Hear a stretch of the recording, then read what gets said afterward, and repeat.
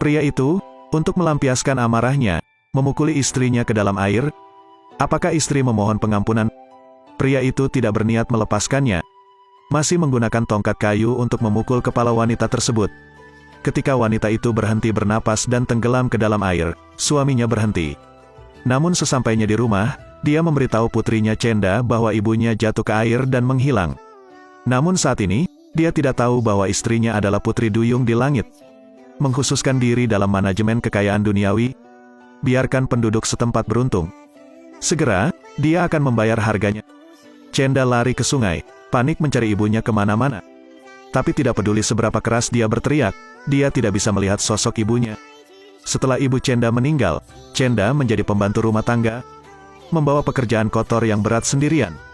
Saat lapar, makan sisa makanan. Setelah ditemukan oleh ibu tirinya, dia memukuli gadis itu dan menjatuhkan makanan ke tangan Chenda.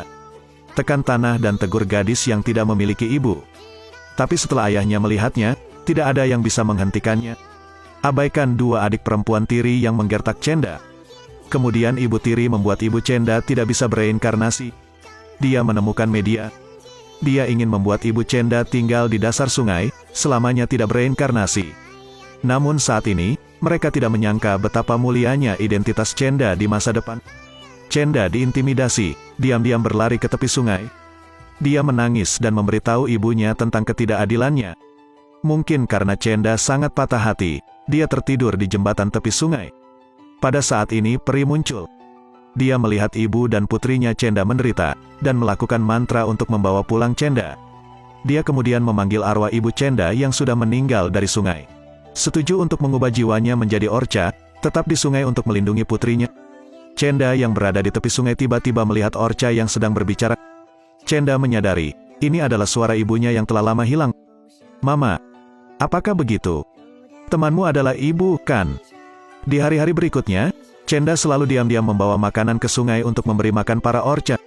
Chenda mengira ibunya akan menggunakan cara ini, tetap bersamanya sampai dia besar nanti. Tapi tidak lama.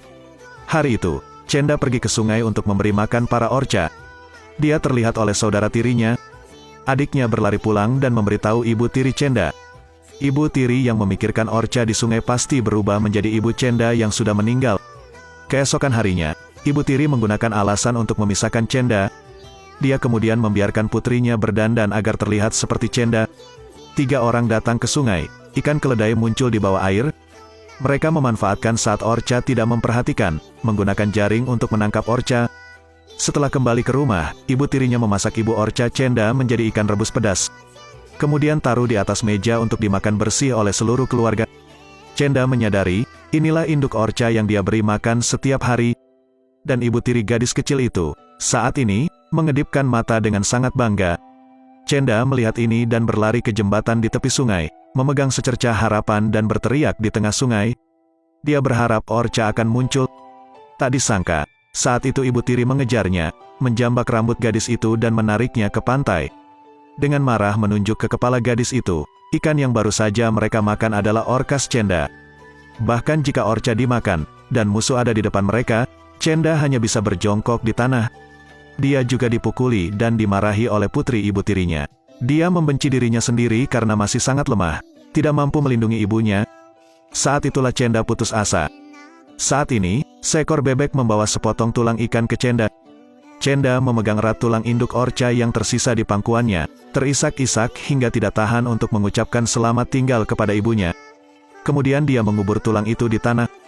Sedetik kemudian, keajaiban terjadi. Pecahan tulang di tanah tiba-tiba bertunas, menumbuhkan tanaman cabai yang tinggi. Wanita itu dipukuli sampai mati oleh suaminya dan dibuang ke sungai. Setelah mati, ia berubah menjadi orca. Dia ditangkap lagi oleh istri suaminya saat ini, membuat ikan rebus pedas untuk dimakan seluruh keluarga tepat di bawah pengawasan Chenda. Ibu orca dimakan oleh ibu tiri. Gadis kecil itu benar-benar tidak tahu harus berbuat apa. Seekor bebek membawa sepotong tulang ikan sisa makan ibu tirinya kepada gadis kecil itu. Chenda mengubur tulang ikan di tanah. Keesokan harinya, tulang ikan di tanah kembali tumbuh dan tanaman cabai besar tumbuh. Chenda mengira ibunya akan menggunakan cara ini untuk tinggal bersamanya selamanya. Namun kecantikan itu tidak bertahan lama. Hari itu Chenda datang membawakan nasi untuk ibunya, ditangkap oleh adik tirinya. Adik perempuan berlari pulang untuk memberitahu ibu tirinya. Ibu tiri mengira ini adalah ibu Chenda yang telah meninggal. Jadi dia memanfaatkan ketidakhadiran Chenda dari tanaman cabai, dan pulang bersama putrinya untuk mencabut tanaman cabai. Kemarahan memotong tanaman lada. Saat ini, mereka tidak tahu bahwa ibu Chenda adalah putri duyung di langit. Akan membawa retribusi bagi mereka. Ibu tiri dan putrinya akan segera menghadapi pembalasan. Chenda melihat tanaman cabai tercabut, dan langsung menangis. "Mama, ibu saya." Saat itulah Chenda patah hati. Saat ini, seekor kucing liar dengan sepotong akar cabai datang. Gadis kecil itu mengambil akar dari tanah dan terisak, menceritakan nostalgianya kepada ibunya. Chenda melihat wajah ibu tiri dan putrinya yang gembira. Dia diam-diam meneteskan air mata. Dia membenci dirinya sendiri karena tidak kompeten, tidak mampu melindungi ibunya. Maka pada malam harinya ia membawa akar tanaman cabai tersebut jauh ke dalam hutan dan menguburnya di dalam tanah. Mungkin karena terlalu sedih, Chenda telah tertidur di sebelah tempat akar tanaman cabai dikubur. Tak disangka, keajaiban terjadi. Akar tanaman cabai yang terkubur di dalam tanah mulai bertunas. Tiba-tiba sebatang pohon bodi kuning tumbuh. Kemudian pohon bodi itu muncul dalam bentuk aslinya dan muncul di depan Chenda. Chenda menyadari, ini adalah ibunya yang telah lama hilang. Dia berlari ke pelukan ibunya. Chenda, di bawah naungan ibu bodi, tumbuh menjadi seorang gadis muda. Dia masih diam-diam pergi ke pohon bodi setiap hari, berbicara dengan ibunya. Namun nasib Chenda tidak berubah karena hal itu. Dia sering dipukuli oleh ibu tiri dan ibu tiri tanpa alasan. Jika ibu tirinya melihat bahwa memukulinya tidak menghentikan amarahnya, dia juga memerintahkan ayahnya untuk memukulnya. Dua adik perempuan tiri dari ayah yang sama bahkan lebih keterlaluan. Mereka memberikan tongkat kayu kepada ayah untuk memukuli Chenda. Chenda berlutut di tanah, terus-menerus memohon pengampunan dari ayah dan ibu tirinya. Tapi ibu tiri dan ibu tidak memaafkannya dengan mudah. Ketika Chenda dipukuli hingga pingsan, ibu tiri dan ibu tiri rela melepaskannya. Namun saat ini mereka masih belum tahu betapa mulianya identitas Chenda di masa depan. Namun keesokan harinya Chenda masih harus tepat waktu untuk membeli sayur dan memasak nasi untuk seluruh keluarga. Tak disangka, dalam perjalanan membeli sayur, dia bertemu dengan Kosal yang sedang berjalan-jalan. Kosal tertarik padanya pada awalnya, dan dalam sekejap dia memikirkan nama untuk bayi mereka. Chenda merasa malu dan kabur. Saat ini, Chenda tidak mengetahui bahwa Kosal adalah raja yang dihormati semua orang. Raja memikirkannya setiap hari sejak dia bertemu Chenda. Jadi dia mencari berita tentang Chenda kemana-mana. Hari itu, dia akhirnya menemukan keberadaan Chenda.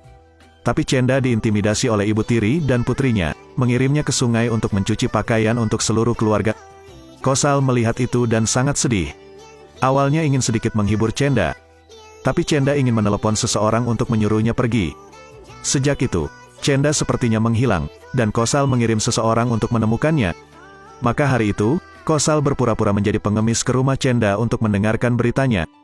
Tapi dia dimarahi oleh saudara tirinya, Rota. Rota menunjukkan belas kasihan pada pengemis kotor ini. Ibu tiri mengirim putrinya untuk mengusir Kosal. Tapi saat ini mereka tidak tahu, pengemis di mata mereka adalah raja mereka saat ini. Mereka akan menyesalinya. Setelah raja pergi, dia merasakan gadis itu sekarang.